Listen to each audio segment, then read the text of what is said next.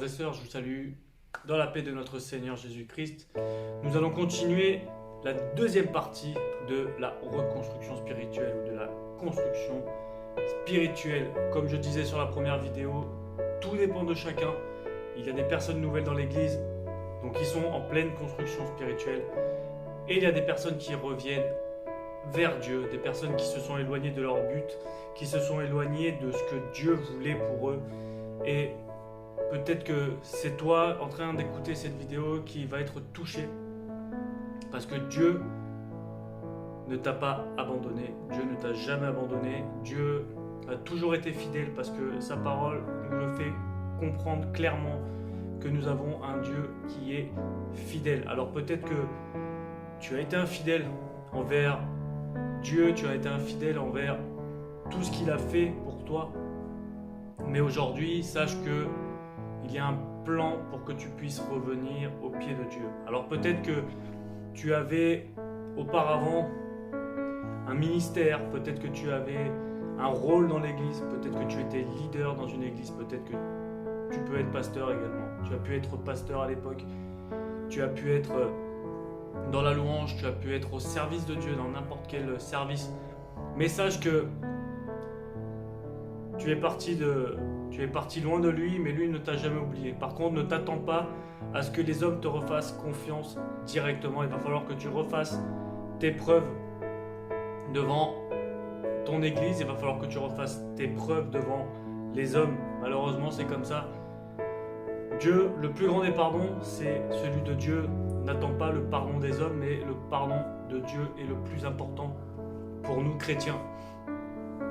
Et Dieu va faire que tu reviennes à ses pieds.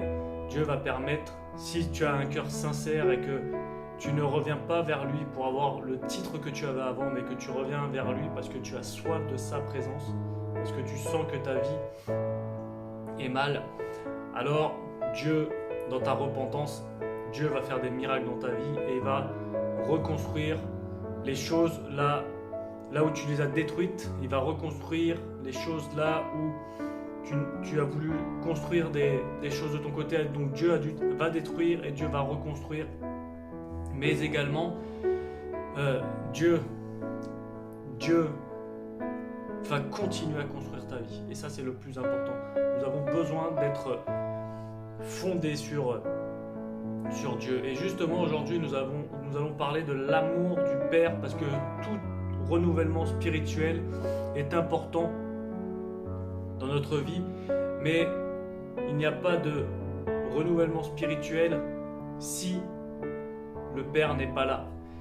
Il n'y a pas de renouvellement spirituel ou de construction spirituelle si le Saint-Esprit n'est pas là, si Jésus n'est pas là. Et aujourd'hui, nous allons parler du Père de notre Papa qui nous protège chaque jour. Et je viens vous parler parce qu'aujourd'hui c'est le jour pour que nous puissions reconnaître la voix de notre Père. Quand nous retournons vers Dieu, tout simplement, l'ennemi n'est pas content. L'ennemi va mettre des sujets à lui sur notre chemin pour essayer de nous faire vaciller à droite, à gauche.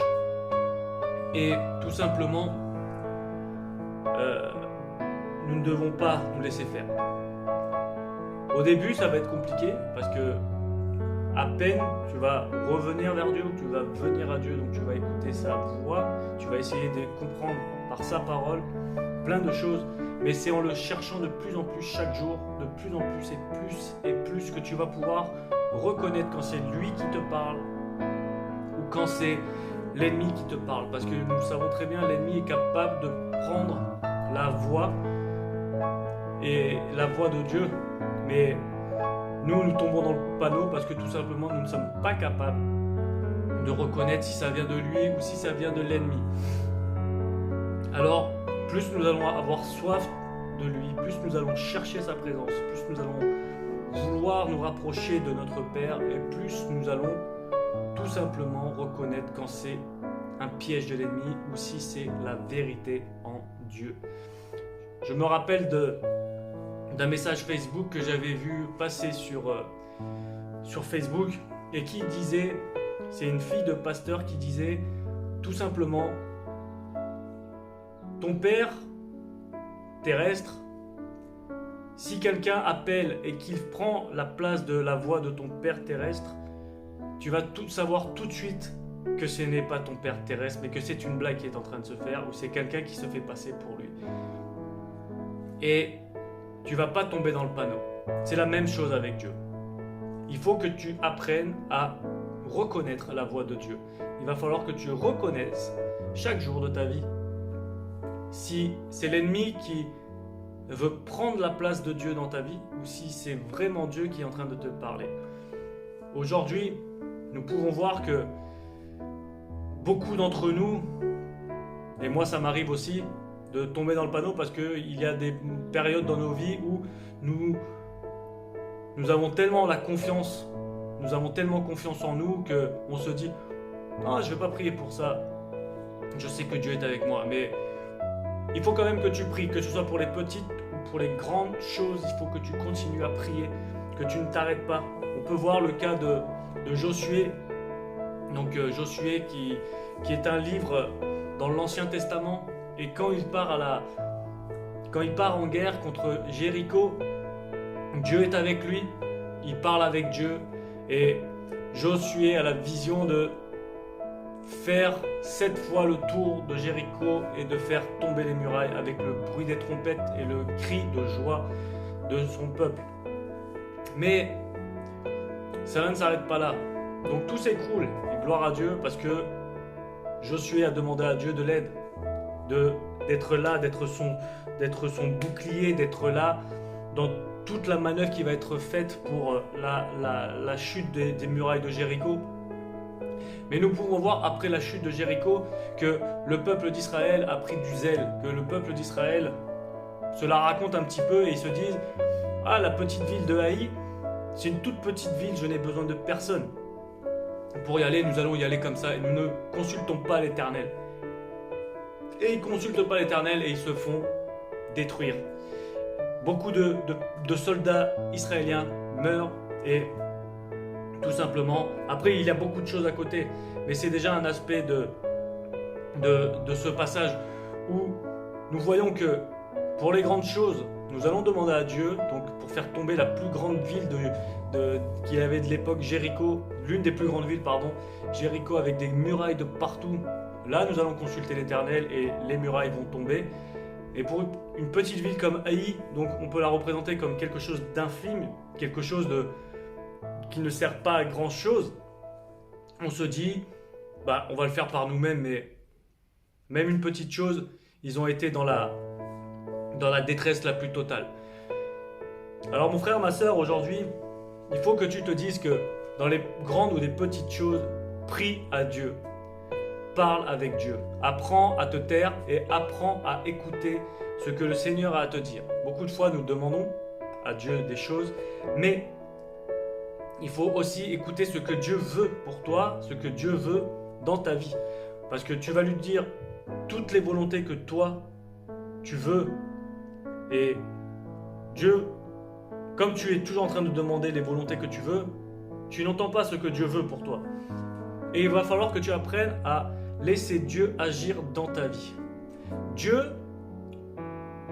va te dire non si c'est quelque chose de mauvais pour toi. Mais Dieu va te dire oui si c'est quelque chose de bon pour toi. De la même manière, moi qui suis père de famille, mon fils quand il fait quelque chose de mauvais, je lui dis ce n'est pas bien.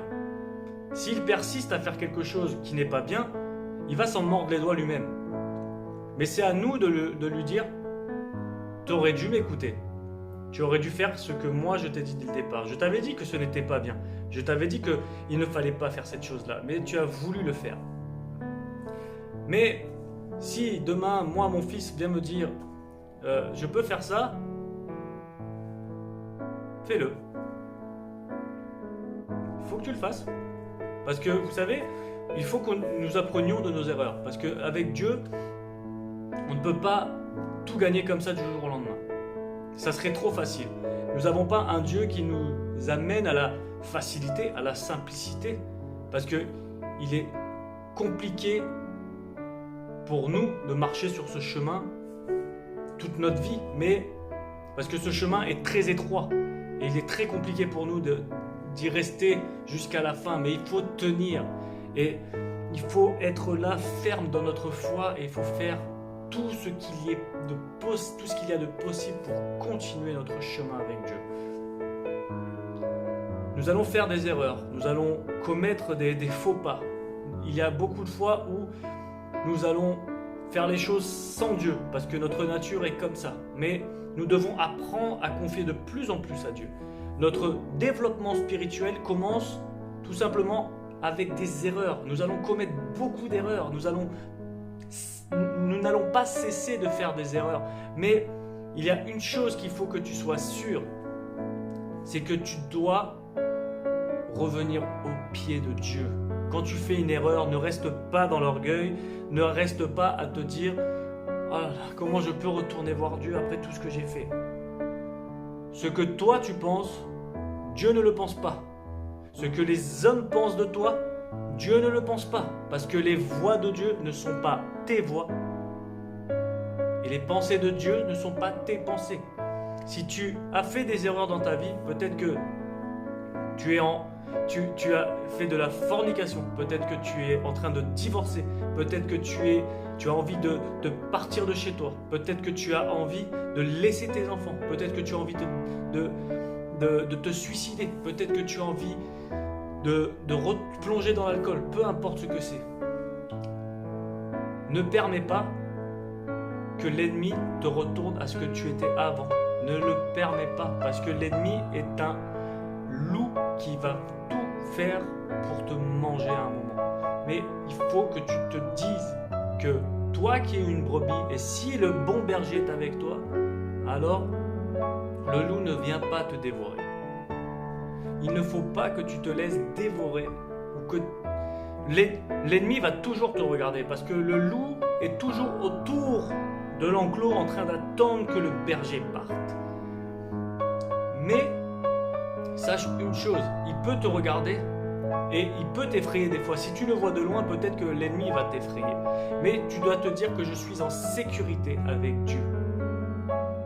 Si tu replonges dans les choses humaines, cela veut dire que le regard de l'ennemi sur toi t'a fait peur et tu as décidé toi-même de sortir de l'enclos.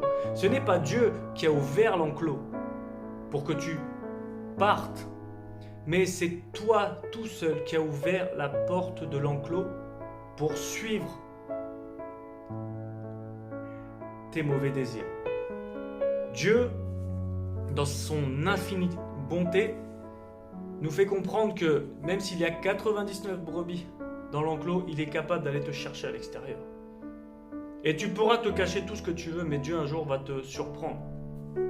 Voilà ce que nous fait comprendre la parole de Dieu. Donc mon frère, ma sœur, aujourd'hui, tu es dans l'enclos avec Dieu, tu es dans l'enclos du bon berger. L'ennemi va te regarder, l'ennemi va tout faire pour te faire tomber, l'ennemi va tout faire pour que tu aies peur, que tu sois dans l'angoisse. Mais tant que tu restes dans l'enclos avec le bon berger qui te protège, sache que tu n'auras pas peur. Tu ne peux pas avoir peur de cette manière-là. Parce que le bon berger est là. Demande à Dieu qu'il puisse te fortifier spirituellement. Demande à Dieu qu'il puisse faire des choses merveilleuses dans ta vie spirituelle. Que tu n'aies plus peur aujourd'hui, que tu ne sois plus dans l'angoisse aujourd'hui. Si tu restes dans l'enclos, alors tout ira bien. Mais tu sais, mon frère, ma soeur, tu ne peux pas sortir, revenir de l'enclos. Sortir, revenir de l'enclos. Il y a un moment où tu vas te fatiguer. Il y a un moment où tu ne sauras plus quoi faire. Mon frère, ma soeur, tu ne peux pas également avoir les deux pieds sur deux terres différentes. Soit tu restes dans l'enclos avec Dieu, ou soit tu vas avec l'ennemi. Mais tu ne peux pas avoir deux rois dans ta vie. Soit dans ta vie, c'est le roi Jésus, soit dans ta vie, c'est le roi de ce monde. Mais tu ne peux pas suivre les deux. Tu ne peux pas croire en Dieu. Tu ne peux pas suivre Jésus-Christ et commettre des délits spirituels, commettre des délits humains. Si tu vas à l'église, tu ne peux pas commencer à faire des choses mauvaises à côté. Si tu vas à l'église chercher plus de Dieu, alors tu verras que toutes ces mauvaises choses qu'il y a qui t'entraînent vers le monde ne va plus t'atteindre. Et il faut que tu sois sûr de l'endroit où tu es. Est-ce que tu es sûr aujourd'hui que tu es dans le bon enclos? Est-ce que tu es dans l'enclos du bon berger ou est-ce que tu es dans l'enclos avec l'ennemi? L'ennemi est là tout le temps et il sera là tout le temps jusqu'à la fin du monde. Il faut que ce soit clair pour toi.